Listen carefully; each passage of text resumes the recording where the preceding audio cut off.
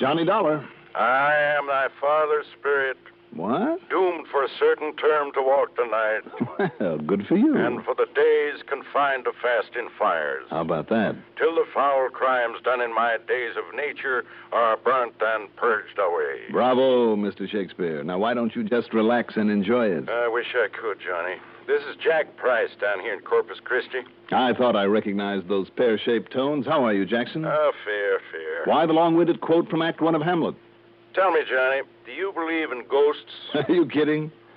Not a bit. Because a lot of innocent people down here in Corpus are beginning to. You are kidding. No, sir. How come? Because of a so-called psychic medium who's moved in on us. A medium? Hmm? He's been holding seances, or whatever you call them, and making with the clairvoyance bit. He's a rare one, Johnny. Now, which is it, Jack? Huh? Rare, medium, or maybe well done? Well, the act he puts on is well done, all right. Well, what's your worry about him? He's costing us money. How? Come on down here, Johnny. I'll give you the story, and you can get to work on him, okay? All right, Jackson. Why not?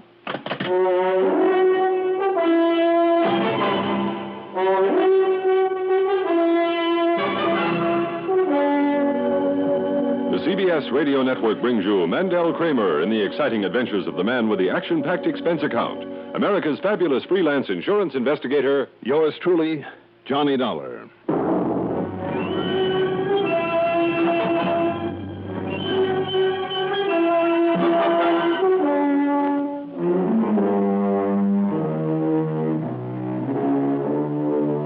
Expense account submitted by Special Investigator Johnny Dollar to Tri-Western Life Insurance Company office in Corpus Christi, Texas.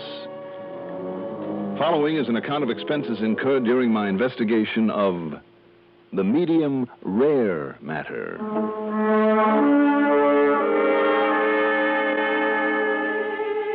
Expense account item 1, $132.15 for a cab to Bradley Field, then plane fare to Corpus Christi. Item 2 is $1.35 for the airport limousine to the Robert Driscoll Hotel, where I got myself a room, parked my luggage before walking over to Jack Price's office in the Katz building. I'll bet you're tickled pink to get away from that cold New England winter weather, That's the truest thing you ever said, Jackson. How are you? Oh, fit to be tied, Johnny, on account of this so-called psychic medium. Oh? Sit down, I'll tell you all. All right. Tell me, don't the police around here kind of frown on such? This one is a phony, isn't he? Sure is. But somebody's got to prove it and put him out of business. Johnny, there are a lot of people who believe in spiritualism. But when a rank charlatan like this comes along... Well, let's face it, Jack, you find them all over. They ought to be locked up, but they're usually too smart. Now, let's have the story. Well, first off, he operates out beyond the city limits. That's why our Corpus Christi police are helpless. Yep. His name is Udi Vishnu. Vishnu. At least that's the name he uses. And you ask me, that Hindu or whatever it is accent he uses has a touch of Brooklyn in it. No? Phony. But they continue to fall for him. Knowledge of the past, present, and future. Mind reading, message from the dead. Phooey. You really don't like him, do you? He's already cost us money. Oh? Unless you can stop him, he'll cost us a lot more. Us and a lot of other people. And that means a lot of heartbreak, too. Don't tell me that he makes a charge for his meetings, seances, whatever you want to call them. Too smart. He'd be up against the laws on fortune-telling. No, Johnny, all it takes is contributions. There's no law against that. Just where and how does he operate? A few miles out South Staple Street. You remember the place they call Ranch 66? Wasn't that a gambling joint, among other things? Well, they prefer to call it a roadhouse. Anyhow, on a side road ways beyond Ranch 66 is a little theater that's been empty for years. Mm-hmm. And now, all decked out in fresh paint, with a new facade, it's Udi Vishnu's Temple of the Living Truth. And, Johnny, every single night of the week, that place is packed with the poor suckers who think he's some kind of a new prophet. He must be good. He is. He's great. And, brother, you should see the money they lay on the drum. Plenty, Right. Including proceeds from the insurance policies they've been cashing in. Ah, so that's where it hurts. You bet it does. We've made a big thing over the years of insuring the little guy. The one that some of the big companies don't want to bother with. Policies for only $1,000 or $2,000. Don't you see, Johnny? Those are the people who need that insurance. And you've got to stop him. Well, Jackson, I don't know. You got it, Johnny, before any more of these people get hurt. Every single night they're out there shelling out their dough to hear his glorified magic act. People from all over this part of the country. Oh? Yeah. Oklahoma, Arkansas, Louisiana, Mississippi, Alabama, wherever he's carefully planted his literature. At least that brings some extra money into this thriving city of Corpus Christi. Wrong. I forgot to tell you. The suckers don't know it, or if they do, they don't care. But he also owns a big old hotel that just happens to be only a block away from his temple. It's always jammed with his followers. This thing's been going on for over a month now, so he's really cleaning up. But mostly, of course, on the contributions. I don't know, Jack. I mean, if he's not committing any actual crime... I think he is. What do you mean? What sort of crime? Murder. Murder? Yeah. He's been getting his people his followers to name him as the beneficiary of their insurance. Not Temple, Johnny, but him. Oh? Yeah, and listen. Go ahead. In the last 2 weeks, for no apparent reason, and remember that. Yep. 2 of our clients, both of them in good health, but neither of them wealthy or anything like that. Yeah, go on. For no apparent reason, they've been murdered. And the murders are unsolved. And you think this Udi Vishnu did it? Now, wait. No, he's too smart. But knowing his influence over his followers and their fanaticism, the way that some of them do anything for him, and I mean anything, Johnny, even murder. Well, what do you think? You want to look into it? Looks like somebody better, doesn't it? Good. Now, just how do you plan to start your investigation of this phony mystic, this Udi Vishnu? Well, it seems to me, Jack, that it might be smart to go on out there to his temple and catch his act. That's what I thought. So here, you better have this. What's this? An admission ticket. You mean you have to have a reserved seat? Sure do. And here you are, for row H, seat number 43. Well, I thought you said there was no charge. Well, there isn't. But you have to have a ticket or you'll never get in. It's funny. And most of them are handed out there at the Temple of the Living Truth Hotel. And just to make it look good, some of the small hotels and motels on the edge of town are given a few ducats, too. I see. Anyhow, if you want to go tonight, here. Okay, Jackson. Thanks.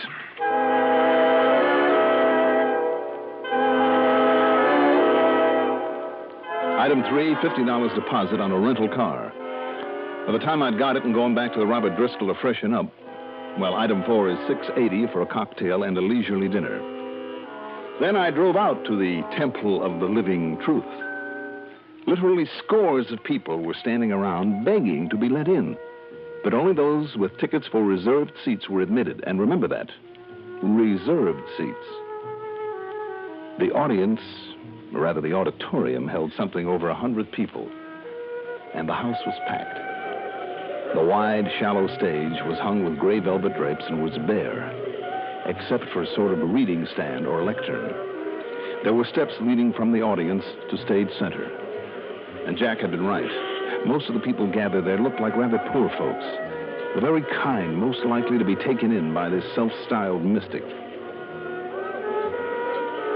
My ticket stub said the service would start at 8:30. At exactly 8:27, the lights were slowly dimmed except for a blue spotlight that shone on the lectern and on the steps that led up to it. And from somewhere came the recorded music of an organ. Low, haunting, mysterioso. The crowd grew silent. They all leaned forward expectantly. And then at 8:30 on the nose, from one side of the stage into the spotlight, glided Udi Vishnu. I'll say this for him. He cut a mighty impressive figure. He was tall, with curly chestnut hair and a smart, short beard. Brown eyes that were set deep in their sockets, but that almost seemed to glow in the spotlight. His face rather pale and wan, like that of someone who has suffered. He wore a long gray robe bound in the middle by a cord that looked like gold. It reached to the tips of his gold-colored sandals. His hands were those of the artist, with long, slim fingers that barely gracefully curved as he gave the sign of a blessing. He simply stood there for a moment, his eyes raised upward, as a soft, almost imperceptible sigh passed through the crowd. Then he lowered his hand and the music died out. As he looked out over the crowd, I realized that there was something almost magnetic in that gaze of his, almost hypnotic. Believe me, whatever it was, this man had it. And do you believe? We believe. And do you believe in me? We believe. And do you know that I, and I alone, possess the infinite knowledge? Yes, we know. Of all things then, and now, and forever. Yes. Then you know, my children, that through me, you too can be possessed of supranormal, supernatural powers, can share my unification with the omnipotent consciousness that rules the cosmic destiny of all mankind. My bond with the supreme intelligence, and you can gain psychic powers beyond belief. Know all things about all people. Yes. Now, these tremendous forces lie dormant within you. They must be aroused and developed, as only I can show you how. If you will uphold me, not only in worldly things, but in things spiritual. If you will believe in me, and show me that you believe, your lives will be successful, full, and complete. Yes. You know this. Yes. Then be silent. As I close my eyes, as I concentrate on someone here I have never seen before, but who will be the first tonight to be relieved of all worldly cares, who is one of the elect to share with me the... Yes, I see now a number. The number H41. Oh, it's me. Really? That's my ticket. My seat number. Oh, I'm sorry, mister. But see, it's the number of my seat. Yes, I see, miss, but no, wait a minute. I mean... Patience, my child, that I may speak. Oh, I'm sorry. In the eye of my mind, there comes a vision now. A farm in Oklahoma, near the town of Yes, El Reno, yes. Oh. And a little girl, perhaps 10 years old. Her name is Martha. Oh, that's my name. Martha Winter. Yes. And with her, a little dog. The dog. The dog she was not supposed to have. She never told her mother. His name was Skipper. Skipper. I'd almost forgotten. Then Martha's school. And Miss Albright. My teacher. But how could he know? Yes, who alone helped Martha decide not to run away from home. It's true. And now, when she got the call to come here to see me, but she left the car, an old one.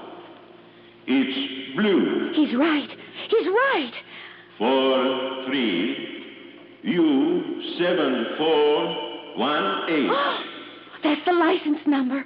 But it's back in Oklahoma. Are you here, Martha? Yes. All you said is true. And do you believe? Yes. Do you all believe? Yes.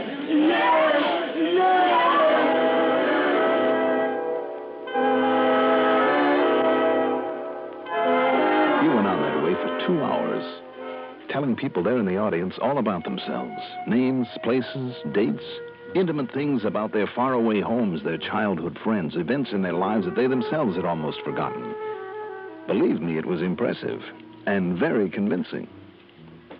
And when he promised eternal supernatural help for all those who would help him, well, brother, you should have seen the money pour into the collection baskets.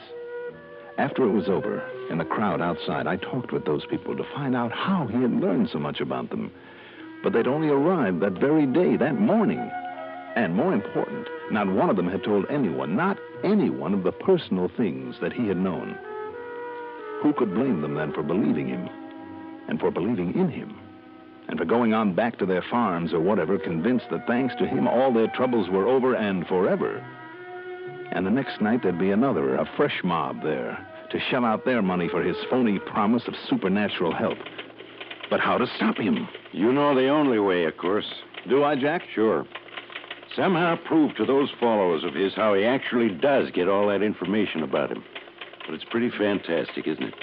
He's never seen them before, doesn't even have any way of knowing they're going to be there. Yeah, he's mighty convincing. And what he does is just plain impossible. But until you or I or somebody can duplicate his act and tell him it's all a phony. But how? Even Houdini or Thurston or Blackstone or any other magician would have to take a back seat to this punk. Wait a minute. Wait a minute, Jackson. Yeah? Reserved seats. Huh? And one of those names you mentioned, a magician, years ago when he set out to expose the phony mediums. What are you talking about? In all the big cities where he played, New York, Philadelphia, Chicago, all the big towns. But this one, this Udi Vishnu, plays to the country folks who couldn't have known about that magician's expose. Look, will you please tell me... Jackson, I think I can do it. Yeah? Get some tickets for tonight's performance and drag in all the state or county authorities, whoever has jurisdiction, all of them that you can. Also, somebody from one of the news services. What are you going to do, Johnny? See if I can prove once and for all that this big mystic is just one big mistake.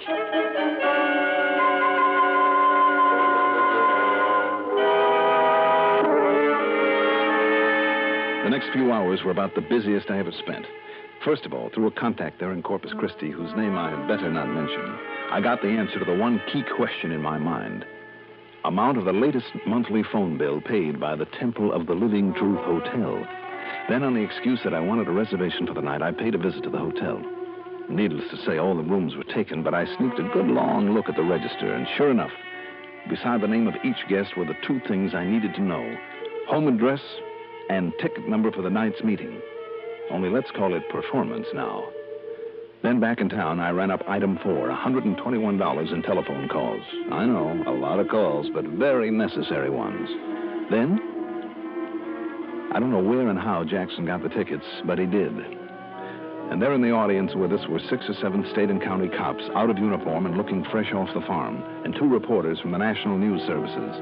Again, the house was full. Again, the dim lights and organ music. Again, the opening preliminaries. Do you believe? We believe. And do you believe in me? We believe. And do you know that I alone possess the infinite knowledge Yes, we know. of things then and now and forever? Yes, yes, yes.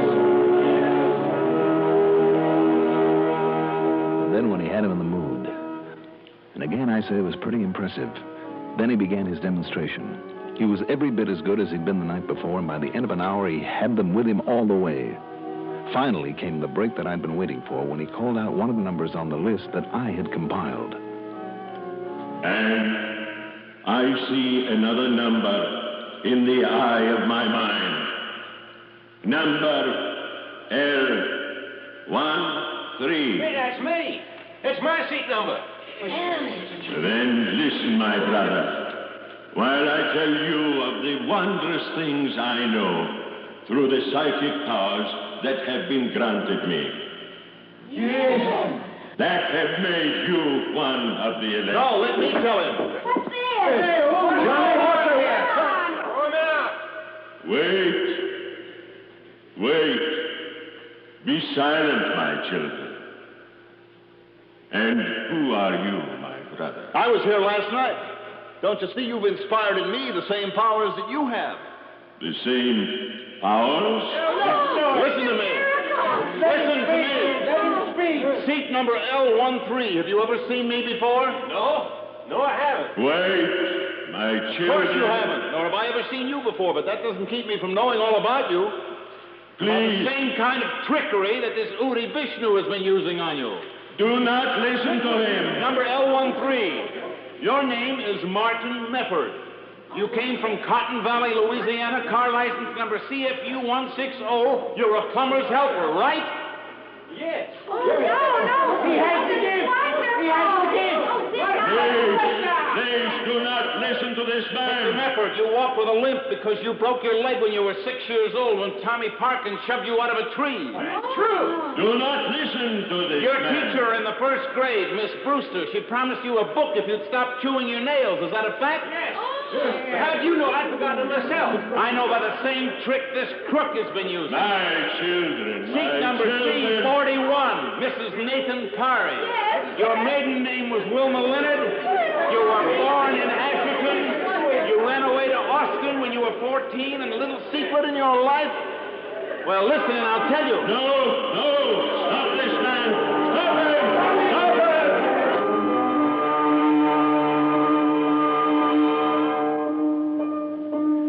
By the time I got through telling some of those people stuff that even Udi Vishnu hadn't found out about them, and some of it was pretty personal, they fairly tore the place apart. Then when Udi dragged a gun from under his robes to protect himself and pulled off a couple of shots, well, then the police moved in. As for the radio newspaper story that followed, well, believe me, Udi Vishnu, whose real name turned out to be Bernie Bildrick, won't try that caper again, even if he does get out of a pen. But you still haven't told me how you got all that dope on those people, and in only a matter of hours, Johnny. Same way he did, Jack. And some of it pretty intimate stuff, too, and stuff they couldn't have told you because they'd forgotten about it. What's more, you'd never seen them before. How, Johnny? Look, the tickets were free, but all the seats were numbered, reserved. Now, there had to be a reason, Jackson. That's what reminded me of the famous magician, the trick that he'd used up in New York. Yeah? He'd call the ticket agency, the hotel, find out the name and address of a guest who'd bought a ticket to his show. Well, down here, of course... All I had to do was look at the register, right there at the Temple of the Living Truth Hotel. Which will soon be out of business, I promise All you. right. Having seat number, name, and home address, I got on the phone. That Mr. Martin Mefford from Cotton Valley, Louisiana. I called the police chief there and the mayor. On the information they gave me, I called his old school teacher, 2 cousins, a couple of boyhood pals, an old girlfriend. Jackson, by the time I got through, I knew more about him than he did about himself, and the same with the others. Well, I'll be darned. So that's that. You certainly proved your point. Point? Big mystic? No. Big mistake. Whether they can pin the 2 murders on him that Jack told me about remains to be seen. That's up to the authorities and out of my hands now. Expense account total, $465.30. Yours truly, Johnny Dollar.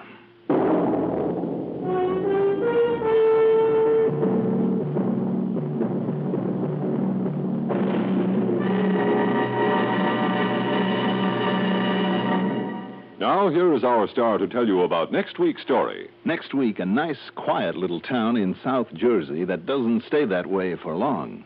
Join us, won't you? Yours truly, Johnny Dollar. Yours truly, Johnny Dollar, is written by Jack Johnstone, produced and directed by Bruno Zerato Jr., music supervision by Ethel Huber. Johnny Dollar is played by Mandel Kramer. Featured in our cast were Maurice Tarplin as Jack Price, Dan Arco as Udi Vishnu, Evelyn Juster as the first woman, Bill Lipton as Martin Mefford, Tony Darnay as the second woman. Also heard in our cast were Guy Rep and Sam Raskin. Be sure to join us next week, same time, same station, for another exciting story of yours truly, Johnny Dollar. Art Hanna speaking. The #1 network for news, expanded CBS News on the CBS Radio Network. You've been listening to the OTR Gold Network. Find more classic radio at otrgold.com.